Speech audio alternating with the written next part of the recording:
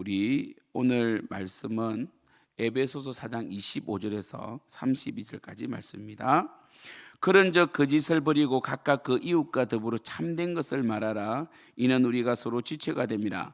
분을 내어도 죄를 짓지 말며 해가 지도록 분을 품지 말고 마귀에게 틈을 주지 말라. 도둑질하는 자는 다시 도둑질하지 말고 돌이켜 가난한 자에게 구제할 수 있도록 자기 손으로 수고하여 선한 일을 하라. 무릇 들어온 말은 너희 입 밖에도 내지 말고 오직 덕을 세우는 데 소용되는 대로 선한 말을 하여 듣는 자들에게 은혜를 끼치게 하라. 하나님의 성령을 근심하게 하지 말라. 그 안에서 너희가 구원의 날까지 인치심을 받았느니라. 너희는 모든 악독과 노함과 분냄과 떠드는 것과 비방하는 것을 모든 악의와 함께 버리고 서로 친절하게 하며 불쌍히 여기며 서로 용서하기를 하나님이 그리스도 안에서 너희를 용서하신 같이 하라. 할렐루야. 우리 오늘 말씀의 제목을 제가 마귀에게 틈을 주지 말라라고 했습니다. 25절은 이렇게 시작합니다. 그런즉 이렇게 시작합니다. 어제 보셨던 4장 24절에 보면 우리는 새 사람을 입어야 됩니다. 우리는 어떤 자입니까? 구습을 쫓는 옛 사람을 벗어버리고 새 사람을 입어야 된다는 거죠. 새 사람을 입은 자의 특징이 뭡니까? 거짓을 버립니다.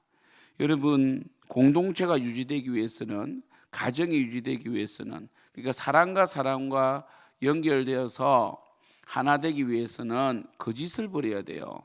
거짓이 있으면요, 신뢰가 무너지면 하나가 될 수가 없습니다. 그러니까 부족해도 괜찮아요. 연약해도 괜찮습니다. 교회가 좀 못해도 괜찮아요. 그러나 거짓은 버려야 됩니다. 목회자와 성도 사이에 거짓이 없어야 됩니다. 그런즉 거짓을 버리고 각각 그 이웃과 더불어 참된 것을 말하라. 여러분, 참된 것을 말해야 됩니다. 덕을 세우는 말을 하고 정직하게 사실을 이야기해야 돼요.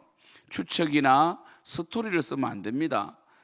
그죠? 그리고 소문에 민감해서도 안 됩니다. 소문을 잘못 듣고 정말 그럴 거다라고 하는 것들이 공동체를 무너뜨리는 것입니다.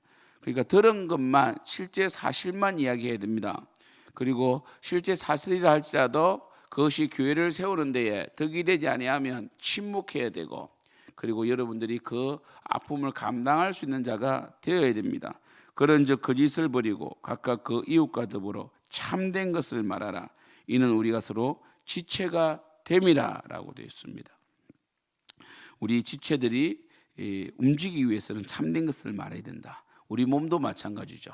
여러분, 이 펄펄 끓는 냄비가 있는데 머리가 인지하여서 저기는 뜨거우니까 가까이 가지 마라, 손을 대지 마라 했기 때문에 우리가 화상을 입지 않는데, 만약에 머리가 거짓을 말해 보십시오. 저것은 뜨겁지 않다, 충분히 만질 수 있다라고 잘못된 인지 정보를 줘버리면 손은 화상을 입게 되는 것입니다. 그것과 똑같습니다.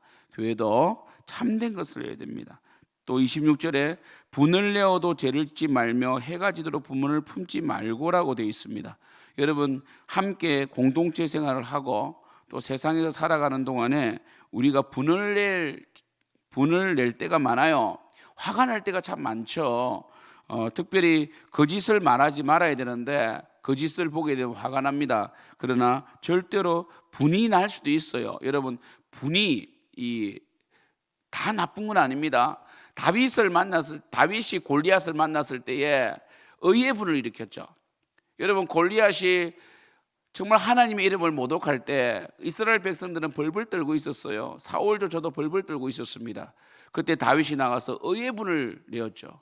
저 할례 받지 못한 이방인이 어떻게 만군의 여호와 이름을 모독하느냐. 여러분, 의의 분은 나쁜 게 아니죠.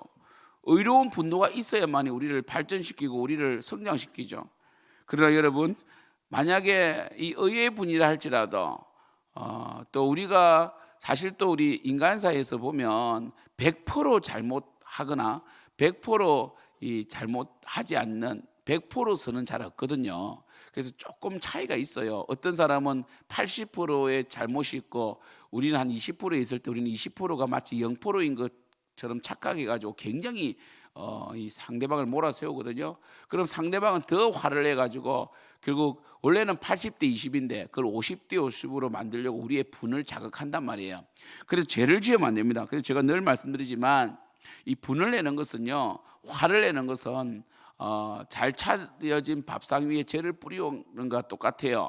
좋은 관계 속에서도 화를 내고 이 죄를 지어버리면, 그러니까 이 말을 할 때도 분명히 상대방이 잘못했다 할지라도 정말 그것을 좀 침착하게 이야기해야 되는데, 화가 난 상태에서 이야기해버리면 오히려 그 사람의 죄가 합리화될 수 있기 때문에 죄를 지어버린단 말이에요.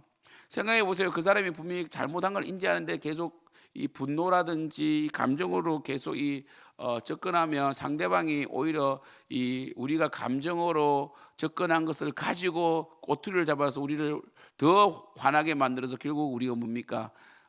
해서는 안 될 말을 하고 또 해서는 안 될 행동을 함으로써 죄를 짓게 된다는 거죠.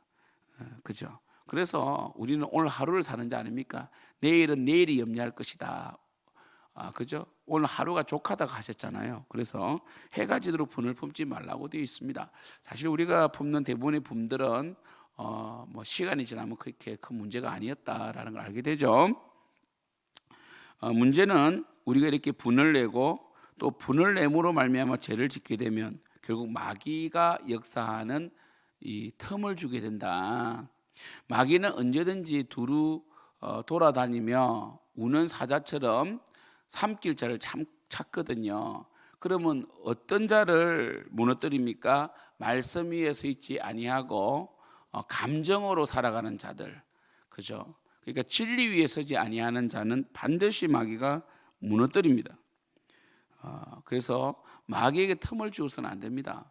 우리가 때로는 오해를 받을 수도 있고 때로는 화나는 일이 있어도 할 수 있는 한 이성적이고 또 이 선한 마음으로 사랑으로 해결해야지, 그것을 합리적으로 너무 합리성을 따지면서 분을 내고 상대방에게 감정의 어떤 그 말들을 쏟아낸다면 반드시 마귀가 역사하여서 관계가 깨어지고 더 이상 어떨 때는 진짜 회복할 수 없는 치명적인 이 관계가 깨어지는 경우도 많이 보았습니다. 그래서 우리는 마귀에게 틈을 주지 말도록 분을 내어서는 안 됩니다. 그리고 28절에 보면 도둑질하는 자는 다시 도둑질하지 말고 돌이켜 가난한 자에게 구제할 수 있도록 자기 손으로 수고하여 선한 일을 하라. 그러니까 그러니까 도둑질하는 자는 다시 도둑질하지 말고 돌이켜 가난한 자에게 구제할 수 있도록 자기 손으로 수고하여 선한 일을 하라라고 하면서 단순히 도둑질하지 말라라고 끝내는 것이 아니라 어떻게 합니까? 이 적극적으로 선을 행하고 구제를 하라라고 이 부정 명령을 정음 명령으로 바꿔버리죠. 이것이 바로 성령의 능력입니다. 우리는 죄를 안 짓는 데서 끝나는 것이 아니라 적극적으로 선을 행하는 데까지 가야 되는 것이죠. 이게 중요합니다. 그리고 29절에 무릇 더러운 말은 너희 입 밖에도 내지 말고 오직 덕을 세우는 데 소용되는 대로 선한 말을 하여 듣는 자들에게 은혜를 끼치게 하라. 그러니까 이 더러운 말은 입 밖에 두지 말라는 거예요. 음란패설이라든지 뭐 비방하는 말이라든지 기분 나쁘게 하는 말들은 입 밖에도 내지 말고 오직 덕을 세우는데 소용대로 선한 말을 해라. 그 듣는 자들에게 은혜를 끼치게 하라. 참 이게 힘든 것 같아요. 여러분 보십시오. 오늘 4장 25절부터 쭉 읽어가고 있지만 정말 이 말씀 하나하나를 통해서 우리가 뭘 알 수 있습니까? 바로 참 일상의 삶에서 우리의 언어, 그죠? 우리의 어떤 그 감정을 다스리는 것들, 그리고 뭡니까? 성실하게 살아감. 사실 도둑질 하지 말라는 건 뭡니까? 남의 것을 탐하지 말고 열심히 땀을 흘려서 수고하여 얻으라는 거잖아요. 그죠? 이런 것들이 그 일상의 삶이 신앙의 삶이고 영성이다. 그런데 이게 힘든 거죠. 일상의 삶에서 말을 조심하고 덕을 세우는 말을 하고 그리고 뭡니까? 정말 이 분을 내지 않는 것들, 거짓말을 하지 않는 것들 다 여러분 보십시오. 대부분 입술에 대한 거잖아요. 단순히 입술에 대한 겁니까? 말은 인격이니까 마음에 있는 것이 입으로 나오니까 우리의 생각과 우리의 그 일상의 삶이 참 여러분 우리의 신앙을 대변하고 있잖아요. 이게 중요한 거예요. 그리고 뭐라고 말씀하십니까? 30절에 하나님의 성령을 근심하게 하지 말라는 거예요. 성령을 근심하게 하지 말라. 데살로니가후서는 뭐라고 되어 있습니다. 뭐라고 되어 있어요? 성령을 소멸하지 말라고 되어 있죠. 그게 바로 이 말씀입니다. 성령은 우리 속에 사라지지 않아요. 그런데 뭡니까? 성령은 근심할 수 있어요. 여러분이 하나님 뜻대로 살지 않아요. 계속 부딪혀가고 하나 되지 못하고 여러분의 거짓과 여러분의 잘못된 언어로 인하여 깨어져 가며 성령님께서 근심하신다는 거예요.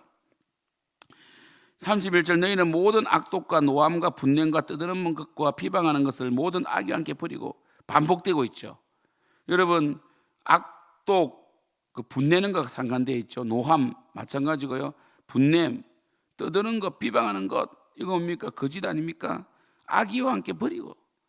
그러니까 이게 일상의 삶에서 이러한 부분들이 참 쉽지 않다는 거죠. 여러분 그래서 예배당에 와서 기도하고 예배드리는 것은 좀 쉽다니까 알고 보면요. 근데 여러분 막상 예배당을 나서는 순간에 일상의 삶 가운데서 이렇게 살아가는 것이 쉽지가 않습니다. 그래서 여러분 깨어 있어야 돼요. 깨어 있어라. 바로 여러분이 일상의 삶에서 깨어 있어야 돼요. 무엇을 말하는지, 내가 어떤 말을 하고 있는지, 더러운 말을 하고 있는지 깨어 있어야 된다는 거죠. 32절 서로 친절하게 하며 불쌍히 여기며 서로 용서하기를 하나님이 그리스도 안에서 너희를 용서하신 같이 하라. 이것은 뭡니까? 주기도문에 나오잖아요, 그죠? 그래서 서로 용서해 주라는 거예요. 그러나 서로에게 불편을 끼치지 말아야 됩니다. 서로 친절하게 하고 불쌍히 여기주며. 그게 참 우리가 어찌 보면요, 자 우리 부부 관계도 마찬가지잖아요. 죄인과 죄인이 만났잖아요, 그죠? 교회도 죄인들이 모여 있습니다. 서로 불쌍히 여겨줘야 되고 서로 용서가 필요해요. 그래도 그러니까 이런 말은 안 된다 그랬죠. 아예 교회가 뭐 이렇게 사랑이 없어. 우리 입으로 그런 말 해서는 안 됩니다. 우리는 뭡니까? 정말 우리가 우리에게 죄 지은 자를 사랑으로 용서해 주는 게 필요하지.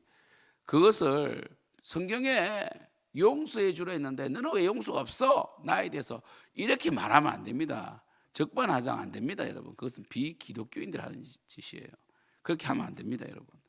그러니까 어떻게 하나님 말씀을 여러분 가운데 적용하고 여러분이 선해지고 여러분이 더 하나님을 사랑해 가야 되는데 그것을 여러분이 죄짓는 핑계의 도구로 말씀을 악용하면 안 됩니다, 여러분. 그것은 여러분 기독교인이 아니에요. 결론적으로 오늘 우리 성경에는 하나님을 본받는 생활이라고 되어 있거든요. 근데 하나님을 본받는다 해가지고 고행을 하고 면벽 수련을 하고 뭐 7년을 산에 올라가 있고 이게 아니잖아요. 하나님을 본받는 생활이 뭡니까? 하나님은 거룩하시고 진실하시고 사랑이 많으시잖아요. 하나님을 본받는다는 것은 뭡니까? 우리의 일상의 삶에서 거짓을 버리고 분을 내지 아니하고 용서하고 불쌍히 여겨주고 가난한 자들을 구제하고 도둑질하지 않고 더러운 말을 입 밖에 내지 않는, 여러분 이게 하나님을 본받는 삶이에요. 예수를 믿는 자는 삶이 바뀌는 거예요. 삶은 바뀌지 않았는데 교회를 다닌다고 기독교인이 되는 게 아니에요. 예수 믿는 자는 예배 와서 말씀 듣고 은혜 받고 말씀을 깨닫고 기도해서 세상으로 나가는 거예요. 세상으로 가는 거예요. 그럼 세상에서 때로는 비방을 당하기도 하고 모함을 받기도 하고 세상에서 때로는 정말 이 고난을 당한다 할지라도 우리 기독교인들은 불의한 가운데서도 끝까지 정직하고 또 우리에게 불쾌감을 주는 자들을 감정으로 대하지 않고 그리고 더러운 말을 입 밖에 내지 않으며 용서하고 사랑하는 자들이 되는 거예요. 그것이 바로 그리스도인입니다. 여러분 에베소서 말씀이나 골로새서 이렇게 이 바울 서신의 뒷부분에 이렇게 다 압축적으로 그리스도인으로서 삶에 대해서 다루고 있는 부분은 놓치지 마시고 한 구절 한 구절 정말 널리 묵상하고 그리고 이 말씀들 그냥 쓱 흘러버리지 마시고 참 내가 분을 내지 말아야 되겠다. 내가 거짓말을 하면 안 되겠다. 내가 더러운 말을 하면 여호와 영광이 안 되구나. 성령께서 근심하게 하시구나. 꼭 이렇게 묵상해 가는 거예요. 만약 여러분들 이렇게 살지 않으면 마귀는 계속 여러분 마음을 마치 홈그라운드로 생각하고 계속 역사하고 여러분을 망하게 하고 여러분 마음을 상하게 하고 여러분을 무너뜨릴 거예요.